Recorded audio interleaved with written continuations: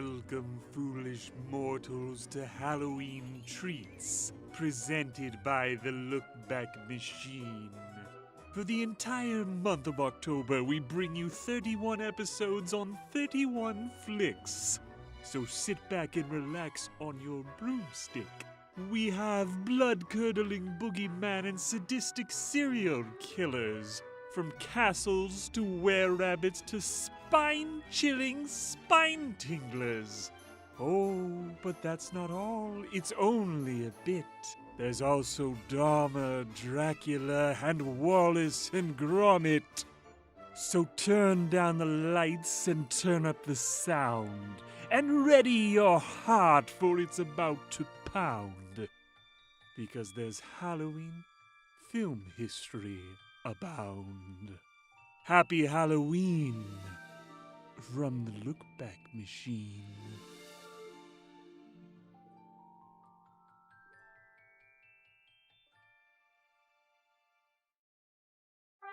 And now for 4 fast facts from Ada Ruiz and Greg Gonzalez of the LA Meekly podcast.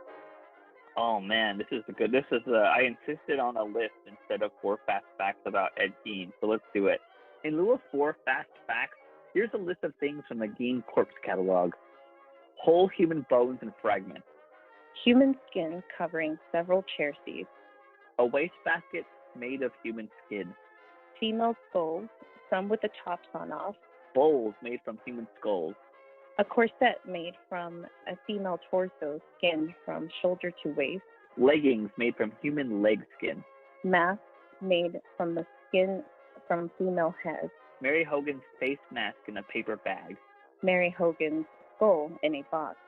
Bernice Warden's entire head in a burlap sack. Bernice Warden's heart in a plastic bag in front of Gene's pot-bellied stove. 9 vulva in a shoe box. A young girl's dress and the vulvas of 2 females judged to have been about 15 years old. A belt made from female human nipples. 4 noses. A pair of lips on a window shade drawstring. A lampshade made from the skin of a human face. Fingernails from female fingers. And just in case you're wondering, this is not an episode of Hoarders. And that's been the worst scavenger hunt I've ever heard of.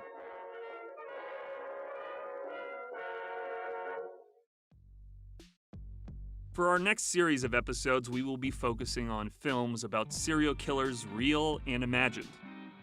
Like true crime has the ability to capture the public's consciousness like no other event, especially that of a killer who kills more than once. A film based on the real Ed Gein was made in 2000, titled Gein. Its star, Steve Railsback, plays the role with a quiet Midwestern creepiness mixed with empathy. The film's standout scene is Ed Gein's moonlit dance in a skin suit. It's simply shot, but the action in front of the camera doesn't need any glitz. Its stark reality is horrifying enough.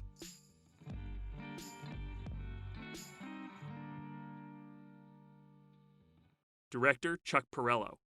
I had done I'd worked with John McNaughton, the director of Henry, Portrait of a Serial Killer. I actually made Henry famous by, I was working as a publicist at the company that owned it, and it was sitting on a shelf. It was saddled with an X rating from the Motion Picture Association of America. And the producers of Henry didn't really know what to do with it.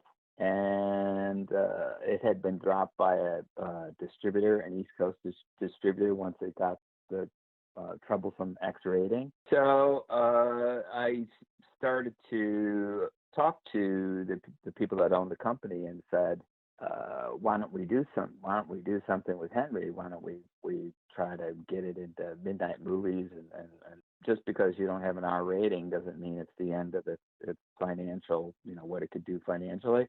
So long story short, we finally got the film released, and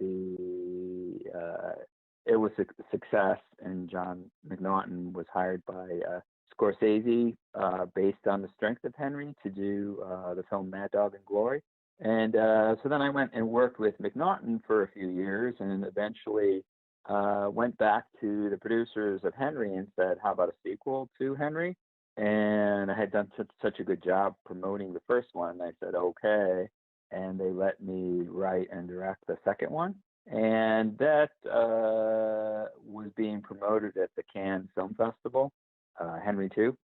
John McNaughton was there while the promotions were going on, and this producer said to him, "Oh, look, they're ripping off your idea, your Henry idea." And he said, "No, that's Chuck's movie, who used to work with us, and he did a great job with it." And that producer eventually decided that he wanted to make this Ed Gein movie, and he came to me because he was so impressed by Henry Portrait of a Serial Killer too. Actor Steve Railsback. I didn't audition. No, I was getting offers back then, but they brought it to me. They offered it to me. It was a slasher film, and I said no. I said, but if you want to do a character piece, we can talk. And so they threw out their script, and we shot the ninth draft. But it gave me a lot of time to do, prepare and do research, which was good. There were so many great elements from the true story that were just kind of lacking. And I thought, that's what people, you're seeing a true story. That's people like the details from the true story. So I ended up just going in there and developing the characters and putting some of those eerie details from what really happened in. And I think that was the right thing to do. Although there were films that were made later, was Ed Gein, The Butcher of Plainfield, I believe it was, and they swung back to it's more commercial. If it's just gore and gristle and the victims are beautiful young girls instead of the actual middle-aged women, which I thought made it eerier, but who's to say? I mean, there's probably room in the marketplace for 10 Ed Gein movies. People just love this stuff, and I'm very proud of that character, of what I was able to do. And it's all the research, because I love research. I love preparation, with any character. I have these books, DSM-3 and DSM-4, which are at UCLA teacher psychiatry students. And so I read everything, but I really focused on his schizophrenia, the kind that he had. They didn't have a diagnosis for it back then. So like the sly smile. They always referred to it as a sly smile, and that really bothered me. Was he hiding something? So I found the schizophrenia, and it gives you, everything about that schizophrenia, and then it gives you characteristics. And I remember it's like hitting gold. I woke everybody up in the house. I was looking at the characteristics, and it was number 3, and it said a sly smile. So I knew he wasn't hiding anything. He just didn't even know he was doing it. The scene when I come out and in the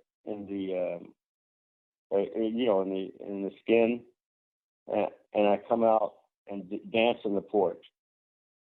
There was a lot of pressure in that they had the special effects people had worked forever on the suit, and it was a little overblown, and I was trying to stress that leave things to the imagination and they become more horrific. Yeah, first time I saw it was, looks good, and I couldn't believe how detailed it was, So the producers were like wanting to show close-ups of the skin suit and brightly light it,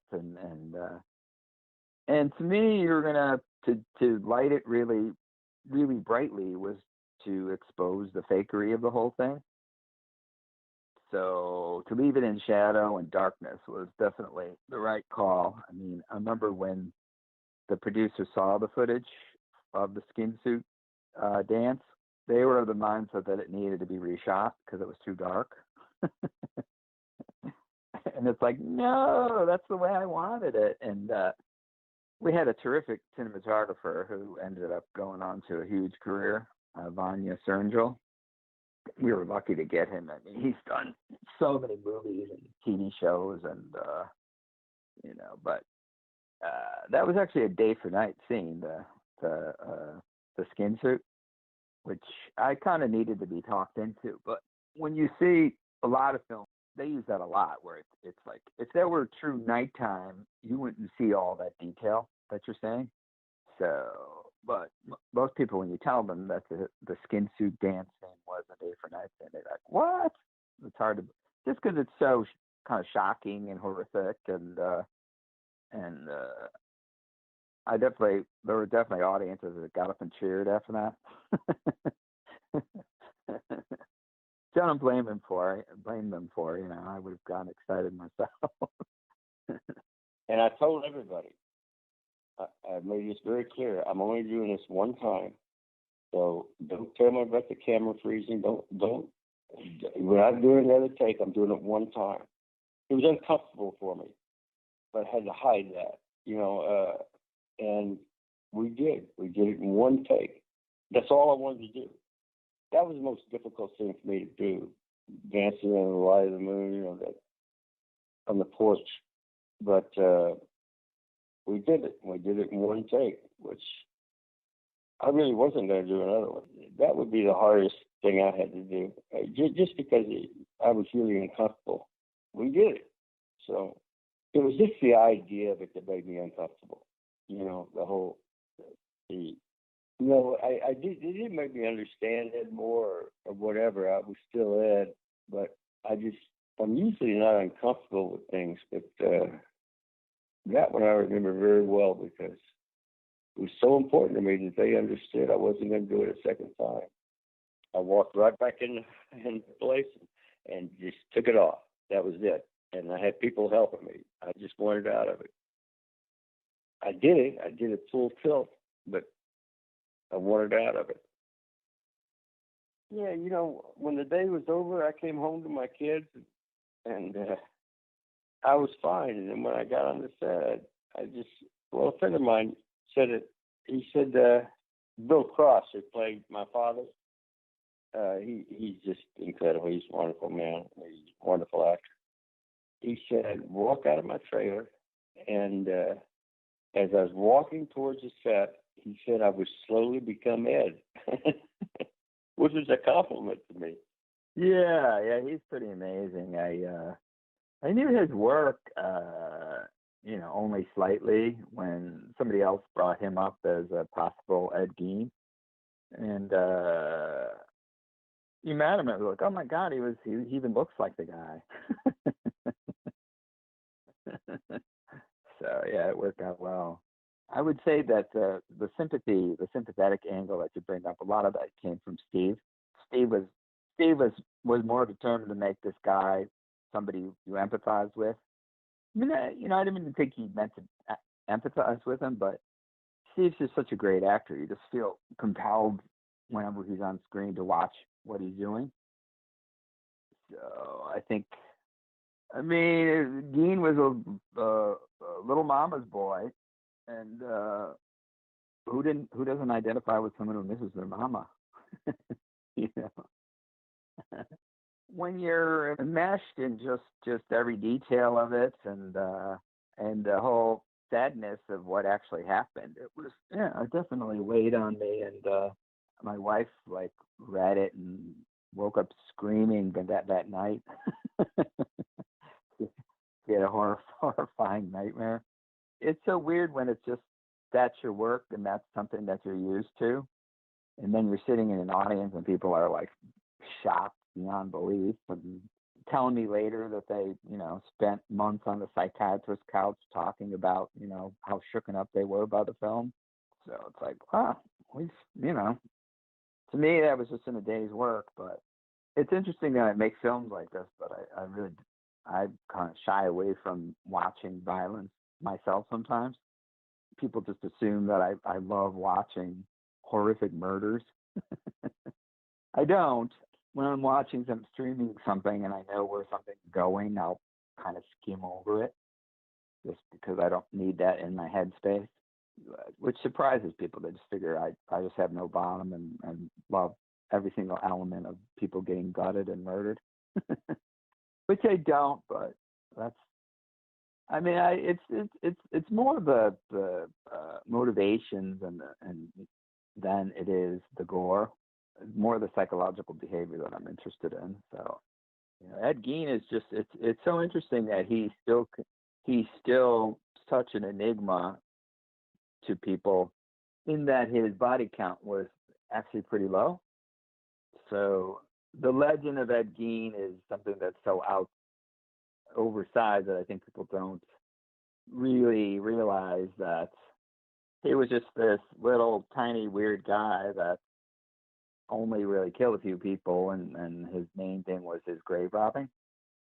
It's interesting his staying power when there's been so many other psychos who have killed when their body count has been huger and more gruesome. But there was just something about Gein and the time period and really literally captured the public's horror and imagination. The idea of this guy living alone in his house with body parts, a woman hanging in his cellar and that kind of stuff. Just really, I mean, it's still shocking to this day, but not when you read about all these other crazies who've killed 20, 30 people.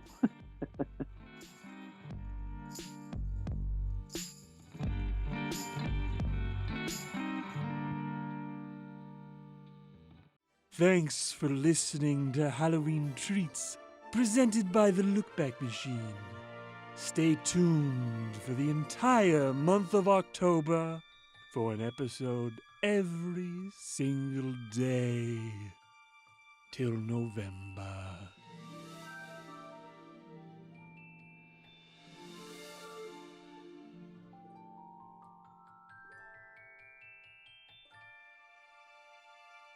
This is Greg Gonzalez.